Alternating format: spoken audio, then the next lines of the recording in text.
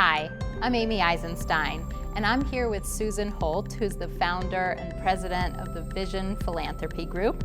Susan has raised billions of dollars for university and hospital campaigns, and I am so excited she's here with us today. Welcome, Susan. Thank you so much, Amy. It's really a pleasure to be with you. Yeah, we're going to be talking about a subject that's near and dear to my heart. We're going to be talking about major gifts and transformational gifts and culture of philanthropy. So, how do you want to get started?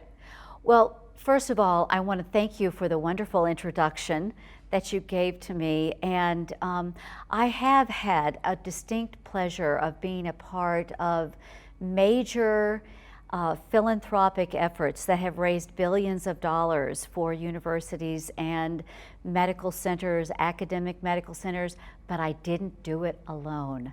I had partners. Yes. And so I would never want to take full credit for that, because the partners that I want to talk with you about today in the culture of major gifts were absolutely part and parcel to the opportunities that arose as a result of the relationships we had together. Yeah, I think that's a great point, and you're so right. But thank you, nonetheless.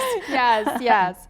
So today we're going to talk about creating powerful partnerships and transforming cultures at organizations that result in new major gifts. Tell us about it. One of the first things I do, Amy, in looking at how to help an organization really move into attracting and honoring investments that are going to be really transformational to their institution, is to look at the culture.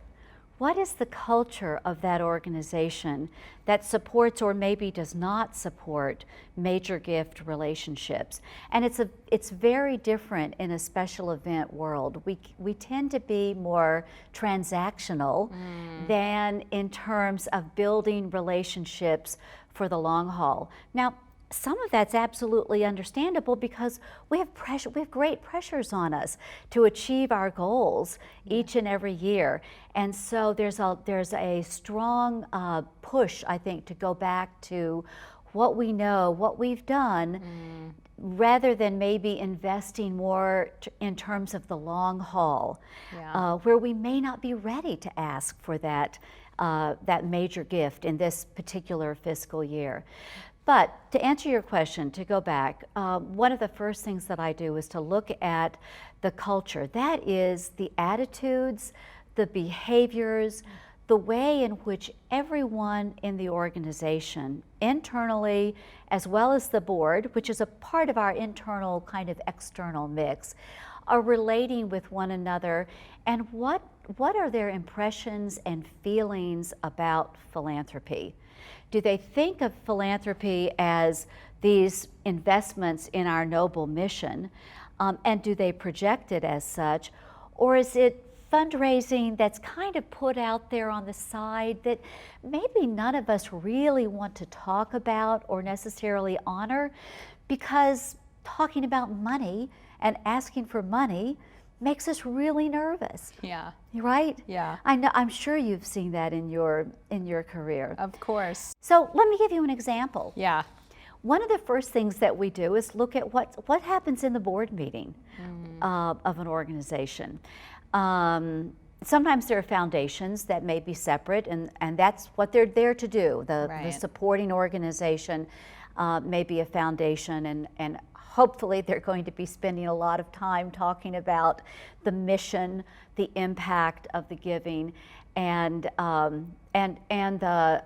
various ways in which we're going about pursuing our philanthropic support. But even then, I find sometimes that doesn't happen. It's all about financials. But go and look at the board meeting and examine what's happening in terms of a discussion about philanthropy and the impact that it's having on your organization. Is it a regular part of the board agenda, or is it something that's put off at the very end, and maybe we'll talk about it if we can get to it. And people sneak out of the meeting before we get to that conversation. Yes. If it's last on the agenda, I always like to say, if fundraising and philanthropy are last on your board meeting agenda, you know where it is in terms of the priority of the organization. Yeah. It's last, yeah, right? That's exactly right. Yeah. That's exactly right. So one of the most important things that I see that happens with organizations that are truly beginning to transform into that major gift philanthropic culture is that the board chair and the CEO or the president of the organization are absolutely on the same page. They understand the value proposition that transformational gifts are bringing to the organization, and they put that first and foremost. It's almost like what I like to see happens at my church. You know, we have a minute for mission. Yeah, well, the churches better be doing that, right? that's what all we're of all our about. organizations better be doing right. it, right? You're absolutely right. All of our organizations need to be having that minute for mission. Yeah, the idea that we have a whole board meeting and don't talk about philanthropy or the impact is kind of appalling, don't you think? Yeah, oh, absolutely. and I always scratch my head, but you know, these things come about, I think, as a result of historical practice. Yeah. Not because people are maybe necessarily making a distinct decision that I'm going to keep philanthropy off the table. You're right. It's a historic way of practicing. Yeah. And once we see that by moving that mission, impact of philanthropy to the top, not only does it represent the priorities of the institution, but people themselves start to internalize that. The board chair, the president, the board members themselves, who are amongst our most important partners, begin to internalize that, and they start talking about philanthropy in new and different ways. Yeah. We give them stories to tell. Good. I was going to ask you, let's say an organization wants to try this and they put philanthropy up towards the beginning of their board meeting agenda. How do they start that conversation? I mean, stories is certainly one way. How do they generate discussion? What kind of questions can they ask of their board members to get the wheels turning? Yeah, well, that's a great question. Thank you for asking it. I think there's two approaches that can be taken. One is that we as development officers have to be very intentional about this. So we can't just leave this up to happenstance, hoping against all great hope that it's going to come about.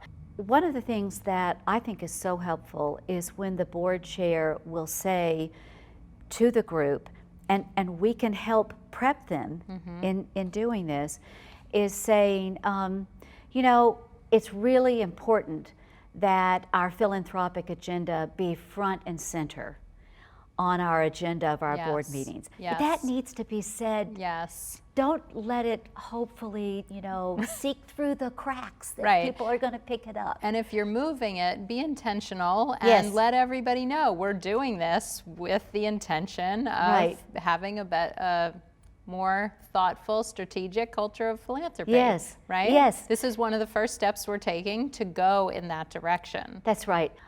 We approach the CEO and the board chair, and hopefully there's a development committee or a philanthropy committee, and that chair all together to sit down in a transparent way without placing blame, but say, this is a new day. Yeah. How are we going to go about our work today? Yeah. So what's one of the things that might be on the scorecard? What are we striving towards? What are we working for? Well, you know, I think the first thing is to look at and this can be kind of tough sometimes, but what does the partnership look like between the CEO, the board chair, and the vice president of development? Are we getting together regularly and talking?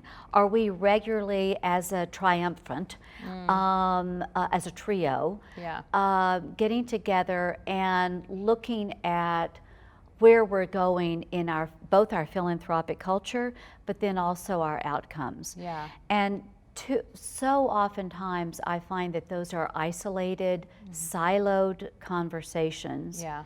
Rather than ones that are synergistic. Wonderful. Any final tips for our viewers? Key takeaways you want to leave them with? Communication.